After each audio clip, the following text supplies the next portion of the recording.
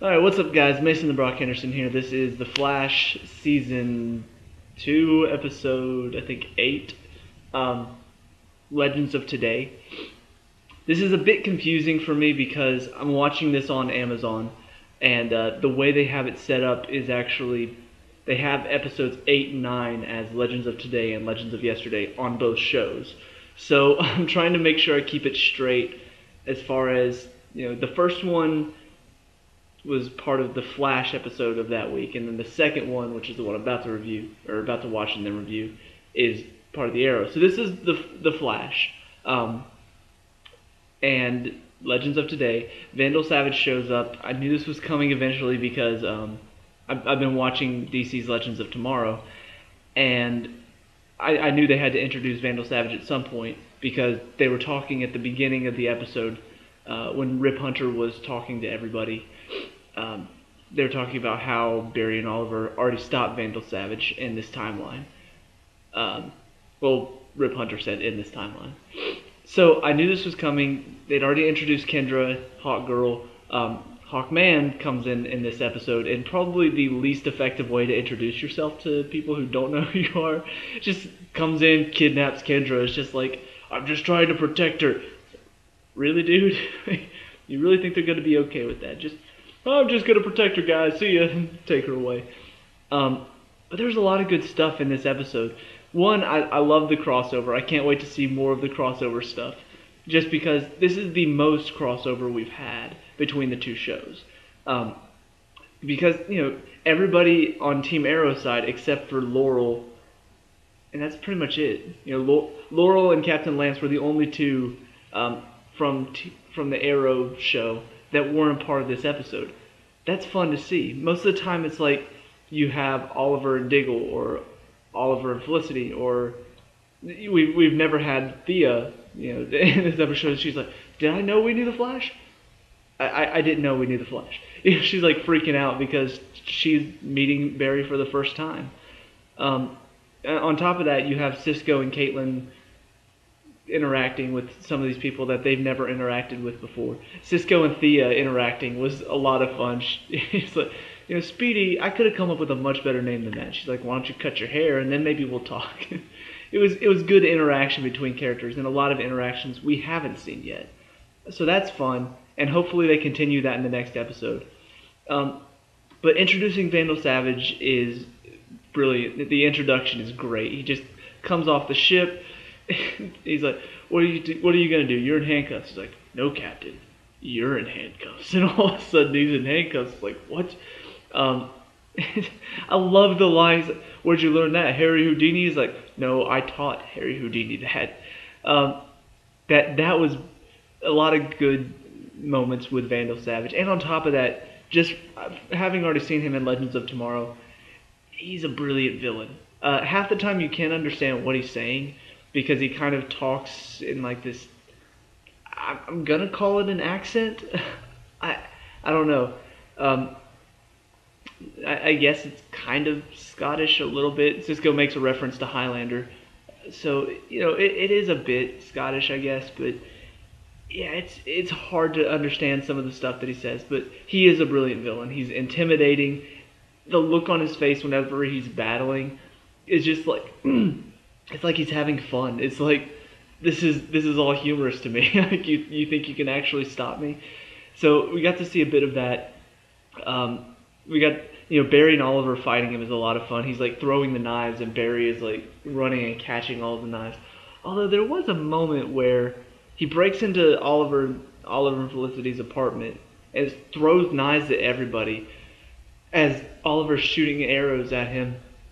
It shows Barry going to grab the knives, and then he throws one extra one. So as Barry catches the last knife in front of Thea, he gets hit in the shoulder, and it's like it never hit him. I don't know, it was weird. Like, he stands up and he's perfectly fine. I'm like, wait, didn't you just get stabbed in the shoulder? Like, I get he heals fast, but you would think that would be a little bit of pain there. It was like he got hit and knocked down, and then he back up a minute later. It was weird. But, good fight scene in the apartment. Ultimately, Thea kills him, still dealing with the bloodlust, I guess. Not, well, she thinks she kills him. It turns out he's fine. Okay. Um, I'd like to know how he survived that, besides just, oh, because it's Vandal Savage. Um, but then we have some interesting stuff with Malcolm Merlyn and the League of Assassins showing up. And probably, I don't know, one of the funniest moments between Oliver and Barry, like, he comes in, he's like, wait, is he just able to walk in whatever he wants? I don't know, just the way he reacted was so perfect. Exactly how I would react if I were in that situation. Like, seriously, this is twice in a row, guys. Can we not stop this? Come on, let's up our game here. But Malcolm ends up being, he was more of just an exposition character in this one. Like, he showed up with his League of Assassins bodyguards and then just explained Vandal Savage and what he was after, this scepter. And I'm just like, really? That's all we're using him for? He's not going to help out at all? He's just going to show up, hey guys, so let me explain this, and see ya. I don't know. It's kind of a waste of a character. But, you know, overall, I loved the episode. It was a good introduction of this character leading up into Legends of Tomorrow. And on top of that, you know, we're building up into the final showdown between Oliver and Barry and Vandal Savage, which it's kind of weird that we get introduced and now it feels like we're already gearing up for a final showdown. And on top of that, I think what I really enjoyed about this was how seamlessly they kind of blended it together. Like, Barry says, okay, I need Oliver's help. And then they cut to, there's Damien Dark. And of course, if you haven't been, this is why I'm glad I've been watching it the Flash and Arrow, the Flash and Arrow, the Flash. I'm glad I watched it like that, because I said earlier on, you know, I don't know which way I'm going to do. Am I just going to watch one entire season, then another entire season? I'm glad I'm watching it this way, because I know what's going on with Damien Dark. So we tune in there. Oliver, Diggle, and Thea are stopping one of Damien Dark's things. He's about to use his powers on Oliver to kill him, and then Barry shows up and zips all of them out. So, you know, if you've only been watching The Flash and haven't been watching Arrow, you have, like, who's that blonde guy? What? He touches Oliver and almost kills him? What's going on? So I really do think it's best to watch it back to back now, especially after seeing that. So yeah, that was nice, and I like the fact that they're blending these stories together very well. Aside from the main story in this one, which is obviously Vandal Savage, you've also got something going on with Harrison Wells as well, in that he shows, like, Patty sees him getting into his car, she follows him to Star Labs, and then comes in, points a gun at him. He's coming closer with this little speed stuff that he made for Barry, and she thinks it's an actual gun, shoots him. I'm just like, holy, what? He can't die. He's not gonna die. He almost does. Jay Garrick ends up using the speed formula on himself to get his powers back, to take the bullet out. This isn't exactly a problem with the show, but it is a question as far as the story. I don't understand Jay Garrick's problem with the speed formula. Like, maybe there is some reason, and maybe it will be explained later, but it feels like he's just kind of like, oh, your speed formula that you tried to use before on me and it didn't work, well, keep that away from Barry. I'm like, what? Like, he says he's figured it out now. Like, he's figured out the speed formula with Caitlin's help. He says it's different than the ones that he's tried before, and yet you're completely against it. And it gives him his speed back. And I'm just like, really? You're getting it out of yourself so you don't have your speed anymore? And I don't know. It was kind of confusing. And I don't know if it's because they're keeping it vague on purpose, so we find out later, possibly. But I don't know. It seemed vague. It seemed out of nowhere, like he's just, no, I don't want the speed stuff.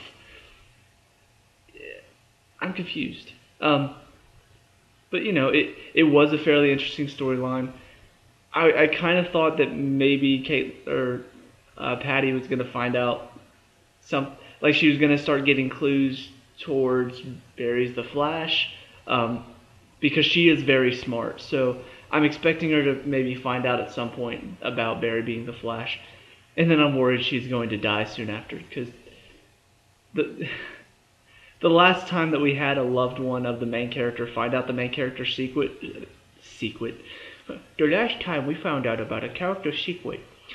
No, but Oliver's mom told him in one episode that she knew he was the Arrow, and then she died that same episode.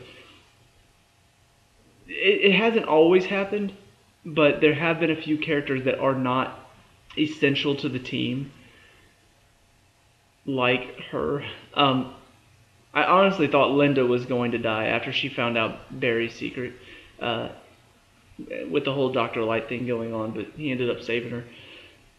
So Moira is the only one to have died immediately after finding out the secret of the main character, but it's kind of a cliche thing that they do in some other shows where, oh, I know your secret now, and then they die soon after.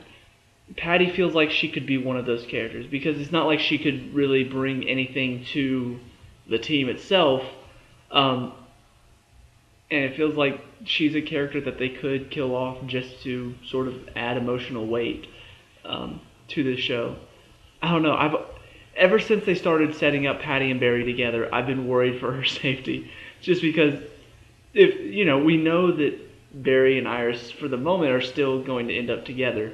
And it feels like they're trying to push away from Barry and Iris just to bring it back to it because the future isn't changed easily. So I am worried about Patty's safety going forward. And she is a character that I feel like they could kill off and still have a show to go with. So yeah, we'll see where that goes, but for the moment, a little bit worried about her. But yeah, overall, just really good episode, really good setup. I'm excited to watch the next one, keeping my interest going. The action's still good, the story's still amazing, characters are still awesome. I love the new character interactions that we haven't had before, and I think that's about it. I will say that it's nice to see Oliver. This is the first time that Barry's seeing Oliver since he's sort of changed who he is.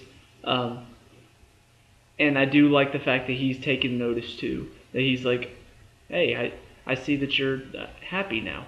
She's like, yeah, I am happy.